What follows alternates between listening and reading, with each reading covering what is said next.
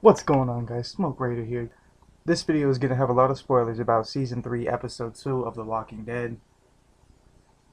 We open up with Herschel having his leg chopped off, and Daryl and Rick go ahead and tell them to come out of the cell, keep the pressure on Herschel's leg. They have a standoff. They have a standoff basically saying, hey, who are you? You know, we've been here all along. Get out of here. Glenn goes into their cabinet and he starts taking out he starts asking them if they have any medical supplies, and without even asking he just goes in there and starts going through their shit.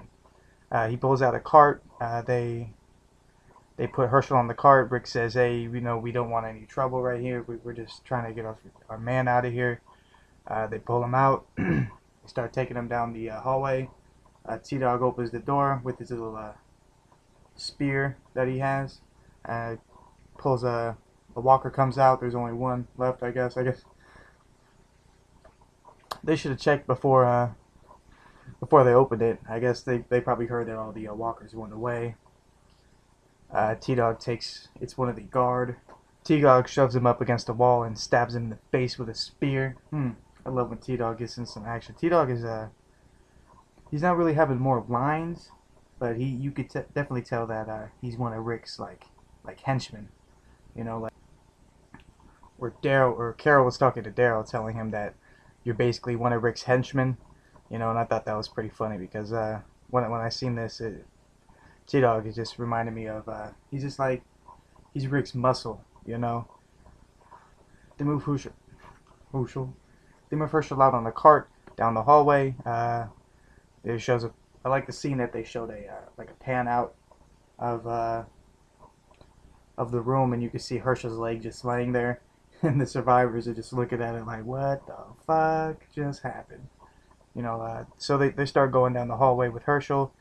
Daryl starts hearing noises behind him. He turns around, and they notice that the survivors are following them, which not very good. They get back to their cells, and Daryl and T-Dog stay behind. T-Dog locks the door behind him just to make sure that if something happens to them, they aren't able to get into there. Herschel's family's all around him, like very sad. They don't know what's happening. They look very distraught. They're like, "Oh shit!" And it's funny because Maggie was saying we shouldn't have taken him with us, and I was thinking that the whole time. I'm like, you have the doctor and you're bringing him with you. Not only that, but he's hella old. Of course he's gonna get bit up like that. I mean, damn. I think Rick slipped up on that one. You know, the survivors enter the hallway. Daryl's standing there, and he's like, "Hey, you don't fucking move. You don't come anywhere near this place." He said, "Move, and I'll put an arrow through your dome."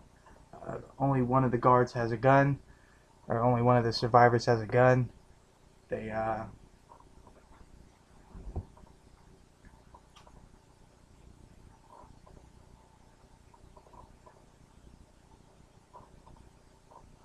only one of the survivors has a gun. He pulls it out on Daryl, and T-Dog comes from around the corner, and he says, "Hey, don't you fucking move, dog."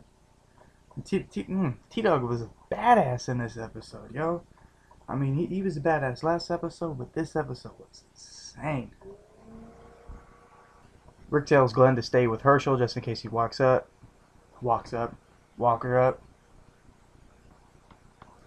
Rick tells Rick tells Glenn to stay with Herschel just in case he wakes up and he's not able to really speak or something, or maybe if he becomes a walker. I think Rick knows that Glenn will take care of it if worse comes to worse. Rick then exits the jail cell to go talk to T-Dog and Daryl, make sure everything's okay. He sees that there's a standoff. He says, whoa, whoa, whoa, there's no need for fighting right now, just like he did earlier. The leader of the survivors basically tells Rick to get out, and this is my jail cell. That's my cell over there. He said, I got stuff in there. I need to get it out. And Rick was like, nah, you ain't coming in here. We spilled blood. This is our shit. This is our shit. They're having a little bit of a confrontation, so they go outside. The leader of the survivors comes out and tells Rick that he can't stay there, and he has to go, or he can have that place by the water. Don't. And Rick replied with, "That's where we're gonna grow our crops at." So probably Herschel's been keeping seeds. And afterward, Rick makes a deal with the leader, saying, "This is our cell block. We'll help you guys clear out another cell block if in payment they could get some food back so they could feed the rest of the crew that's back inside the jail cell." 3. Rick and the leader are really clashing. Just mentally, you could see that they have like a they don't trust each other. They don't think that one is gonna help the other. And Rick especially doesn't like him because of the fact that simply he's a cop. You know, he's a cop, but he sees a bunch of prisoners, so he knows that these people aren't good. Even though that the world's shit now, he knows that these people aren't the nicest people, or else they wouldn't be in jail in the first place. They return to the cafeteria where they first found the survivors, and there's a little flash of a scene where Rick has his hand on his gun, on his holster, like back in season 2 when he iced the 2 dude. They start to go grab the food. It's funny because the survivors told him, "Oh, we only have a little bit of food," and Rick said, "Okay, well, let us get half." And they go in there and they see that there's a lot of food, or a lot of bit of food. And Rick goes, "Yeah, huh, a little, huh?" Rick then asks, he sees another door, looks like a freezer door to the right, and he says, "What's in there?" And he says, and the leader goes, "I wouldn't go in there if I were you." And so Rick opens the door, and it's just shit and piss, and you know it's pretty funny because they haven't left that cafeteria probably for a long time. You know, the next scene is Glenn talking to Maggie. You know, and Maggie's saying that, you know, we should you know, what if he turns? You know, somebody's gonna have to do something about it. He's kind of like a hazard to us all. I think she was a little bit distraught just because it was her father, and she never thought that would happen. She was questioning Rick's motive of bringing him with him. She was saying we definitely shouldn't have brought him with us. I don't know, and it seemed like she was the only one with her head in reality, where she was definitely thinking that he would either bleed out and die and then become a walker, or just die from his brain couldn't take it. He'd probably go in a coma or something like that, and then he would die because they don't have the right medical equipment for him. Rick and the others get back with the food. Everyone's very happy because they're like, "Oh shit, we haven't eaten in so long," or they've probably been eating little thing here, little thing there, anything that they can scavenge up and find. There's a scene between Rick and Lori where she's trying to apologize. She says, "Look, I know I haven't been the best wife, and I know I haven't been the greatest mother, and I'm not Mother of the Year, but I'm trying the best I can." You know, Lori then asks about where she got all the food. Rick explains the situation with the jailhouse survivors. Lori then asks Rick, what are his options? You know, if there's any other way, what can they do? And Rick replies, "Well, I could kill him," and that's basically his only other option. The next scene, Rick, Daryl, and T-Dog are talking to the survivors. We find out that one of them is named Big Tiny. Rick then tells him, Rick then gives him weapons and says, "Alright, the only way to kill him is to hit him in the head. You know, we don't break ranks, we stay together." He basically makes teams. He says, 2 in the front, I'm going to be in the back. We have a bunch of people in the middle. The next scene is showing Maggie talking to her dad in his sleep, where he's saying, thank you for everything that you've done for us," and basically tell him that it's okay for him to die because they're going to be okay here without him, which is kind of fucked up because it's her dad is shit. Even if he only had one leg, you know, I think that being there now, they're more secure in the prison than they could be anywhere else. So he'd be pretty safe there, unless he becomes a walker and eats him in the middle of the night. Should be weird. Should be fucked up. We flash over to Rick and the others cleaning out the cell. They're walking in a single file rank. You know, they got their flashlights out. They got their weapons ready. They find a couple of zombies, and then the first thing the prisoners do is they start running out there, and they're like, "Ah!" And they start doing old school prison shanks on them. You see one guy, he pulls out a shank out of a socket. He starts hitting him in the stomach hella times. Another one's hitting him in the baseball bat. They're kicking him on the legs, and the walkers are just like, ah. They're like, what the fuck's going on? I was thinking, I couldn't stop laughing at that part. I thought that was hilarious. You see the rest of the group standing with Herschel, making sure he's okay, you know, seeing if he's ever going to wake up. And Carl comes back with a bag that I thought he had gotten from what Rick and Glenn had retrieved from the other area. Laurie then asks Carl, "Hey, where did you get this from?" Carl responds, "Oh, I got it from an infirmary. There's, you know, I just went in there, got it out, and which is typical Carl, you know, going away with nobody knowing. You know, Laurie is really worried. She's going, "Hey, what are you doing? Why are you running off like that? You have to stay here." Carl tells Mom to get off his bath. Beth looks at him and says, "You can't talk to your mother that way." And, you know, Carl gets ashamed, you know, because I think he likes Beth, and he just runs away like, "Oh shit, whatever, you know, whatever." You know, and that's the thing when you think when you're young. You think that when you make decisions, they're right, even though you don't talk to people about them. You see Rick, T-Dog, and Zero with the other survivors. They all have their backs against the walls, and zombies are coming in one by one. They start hitting them in the head. They start in the head, and so boom, you know, the prisoners start taking care of business. One by one, they just keep they're funneling them in, almost like if you're playing Call of Duty, and you're sitting there on a door, just bah, bah, bah, bah, bah. As soon as they come in, do them in the dome. As soon as that starts happening, Big Tiny almost looks like he gets scared. He starts walking away. He's like inching his way out the back door or something like that, which is a good thing he did, because if they didn't, Big Tiny gets scared. He runs away. He kills 2 walkers, and he doesn't see another walker coming because they're kind of silent, and it's pretty gruesome because he has his hands handcuffed. The walker has his hands handcuffed, and he rips his hand out of the handcuff, so it's just his bone there, and then he jabs it into T-Dog, or not T, then he jabs it into Big Tiny's back, and he turns around and is like, "Ah!" And Rick and the other leader, come smashing the other zombies in the head. They basically clear that area out. They're having you know, they're trying to figure out what to do with Big Tiny. He's been bitten. He's no longer useful. He's gonna turn into a walker.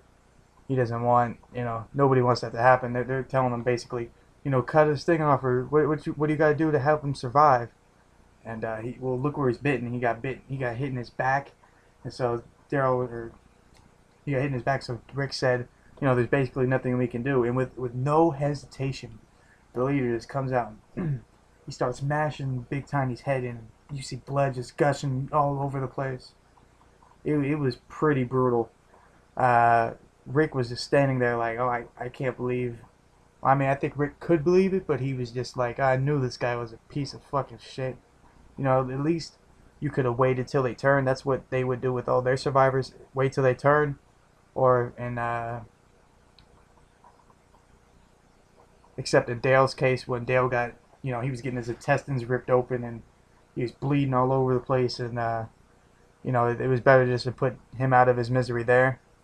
Carol tells Glenn that she wants to go outside for something, and Glenn's like, "No, Rick tells me it's okay. I have to stay here. Rick told me that." Lori and the rest of the group tell Glenn that it's okay. He could go away with Carol. They go outside. Basically, Carol wants to kill one of the walkers so she could perform a vasectomy on him, just in case, you know, Herschel can't do it, because Herschel's out of commission now. She wants to practice that way. She doesn't have to hurt the baby or hurt Lori in the process. We go back to Rick, Daryl, and T-Dog, who are continuing to go clear out the rest of the jail cells with the other survivors. Rick and Daryl are staying back because they after what happened with the leader of their crew, where he just mercilessly murdered his friend in cold blood without him waiting for him to churn or to do anything to take care of him. The smaller black prisoner, he goes and runs away. Rick's like, "Hey, I'm following him. Fuck it." He runs out. Rick's following him through the corridor, which I was like, I don't know, Rick. That's something I don't know if I would have done. He follows him through the doors. He gets locked out, or he goes out. He runs out to the corridor, and there's a couple of zombies there, and Rick comes out right behind him, and he sees the zombies. He looks around. He goes back in, Black guy turns around to try to run back to Rick. He's like, no way, and Rick slams the shit shut on him, which was, that was some cold-blooded shit. You can really see the progression of Rick's character as he doesn't think about that shit anymore. He's just like, look, you betrayed me. I think you're with these guys, and that's it. You're done. You picked the wrong party to be with. You know, basically he was in the wrong place at the wrong time. I think it was pretty ruthless that Rick did that to him though, and then he walked away, and you could just hear him running and then screaming. You know, and you hear the screaming drown out with the sounds of munching, which was. I'm glad we didn't see that. That was pretty brutal. Rick, and then you could just see Rick's face. It was, Herschel stops breathing. Beth starts screaming out for help. She doesn't know what's going on. Laurie comes in, performs mouth-to-mouth CPR. She doesn't beat on his chest or anything like that, because in real life, if you did that and someone had a major wound like that, if you try to circulate the blood more than it needed to be, then that would be that'd be pretty bad for the leg injury. He'd probably bleed out even more than he's already bled out. Herschel comes back to life. He starts breathing again. And for a second, he grabs Laurie's top of the head. It almost seems like he's turned into a walker. He doesn't. He lets go, and you can see that she's very startled, thinking that she was about to die. Rick is then back with the other two hostages that they have now.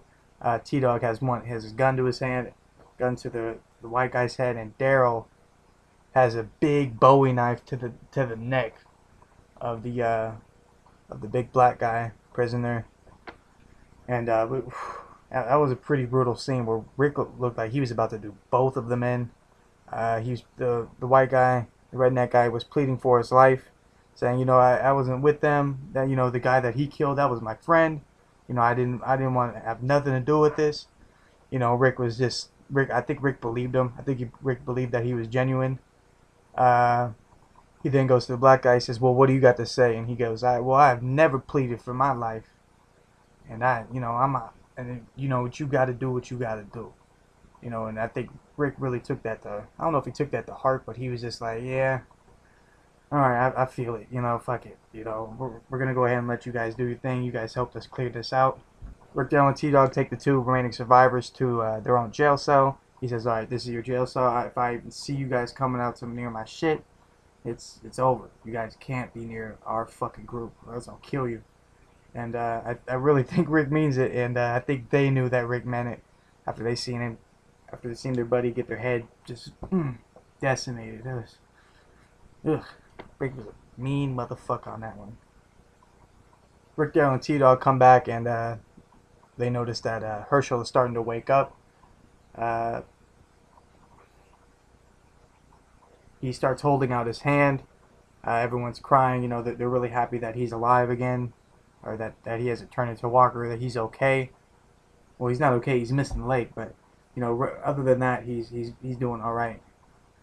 He holds his hand up, and Rick grabs it. You know, and I really think that there's something that happened in the winter scene where they really or not the winter scene. There was something that happened during the winter that they really bonded. Even when they were at the farm, you could tell that their relationship was becoming like a mutual thing. You know, Herschel could tell that Rick was a good guy, and Rick could tell Herschel was a good guy. We didn't see Carol opening up a zombie to make sure that she knows how to do a C-section if Laurie does need it.